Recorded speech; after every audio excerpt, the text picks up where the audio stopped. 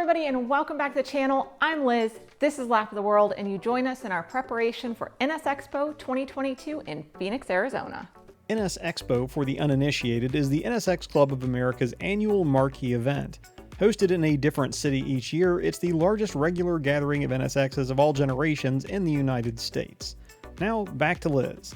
In case you missed it, I now have my own NSX, and we'll do a proper introduction of her on the channel at some point, but until then I'll give you a few highlights. So she's a 92, just like her sister, but she's just a baby with a little shy of 150,000 miles on her. And although she was very well taken care of by the previous owners, there's a little bit of maintenance that needed to get done and a few things I wanted to do. Starting with maintenance, I replaced all the coolant hoses except for the overflow tube, which isn't under pressure anyway. I also replaced the thermostat and did a basic oil change. While I was dealing with that, Richard handled some electrical on the third brake light and a wayward door gasket. Now, that's pretty much all she needed maintenance-wise, and now for the things I really wanted to do. So 2 of those were preventative, one of them probably purely vanity. So I installed the balancer shield from Cedar Ridge Fabrication, and then after we're done filming here, I'm gonna install the coil guards from Davis Design and Fabrication. Then the vanity piece. So I wanted the car to match my own personality, so I decided to replace the exhaust with the ARC DTS that we had laying around to make her a little spicier, a little rowdier, but still fun to head drive around. Since it was my first time doing the maintenance, I'm sure you guys are wondering, how did it really go? Well, overall, I would say it was a ton of fun. It wasn't easy sometimes, but it was fun. So the hoses, maybe 2/3, maybe a little more than 2/3, totally chill. I got into a good rhythm and got them done, a third of them-ish. Yeah, probably good we weren't filming. I cussed a lot for those. But the thermostat, pretty easy to install. Other than the old one did have a weird failure, but Richard could talk more about that later. And then the oil change, that's nothing new. So as for the preventative ones, the coil guards, I haven't done, but I've heard they're easy. The balancer shield, pretty easy to install. Good on you, Dave. And the exhaust, I would say overall it was much easier than I expected it to be. I did not eat any rust or get any in my eyes. But the rubber hangers were actually really difficult to get onto the ARC.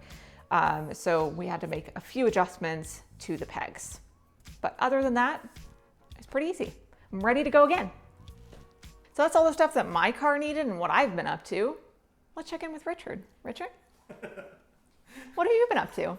I have been up to not a whole lot. I'd taken care of all the maintenance and track prep on my car a couple of weeks ago in the other garage, so we could have this car kind of in the more open space up on some quick jacks for better access for Liz to do literally all of the work. I sat up here and played on my phone in the garage, looked up the odd torque spec, handed her a wrench occasionally. But you were a fantastic garage helper. But that was the extent of my contribution.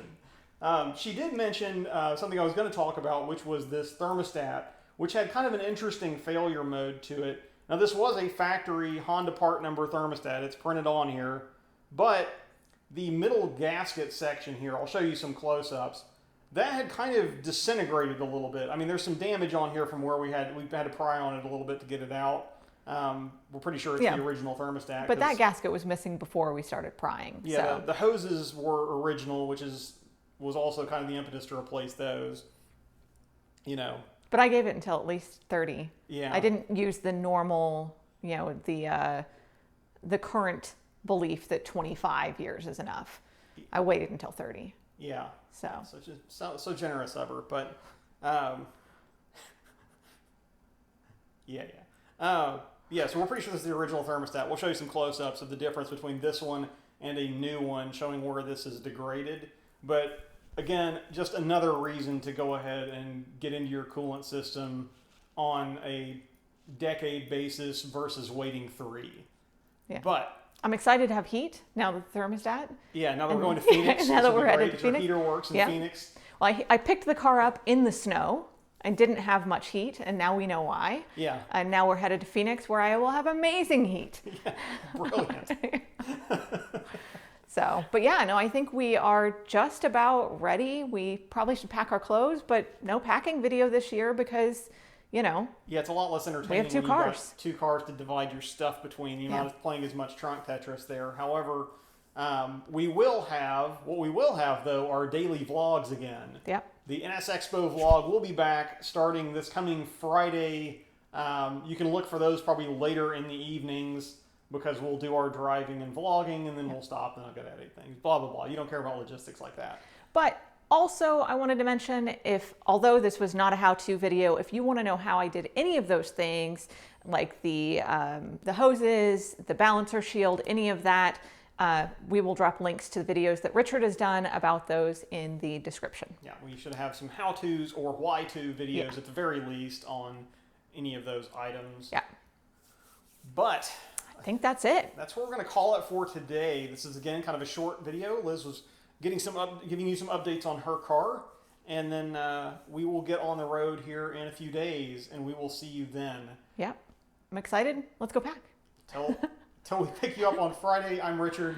I'm Liz, and this is Lap of the World. We'll see you in the next video, if not at the track. I didn't mean to say this is Lap of the World, but it's okay. That's okay. It's fine. Everything's fine.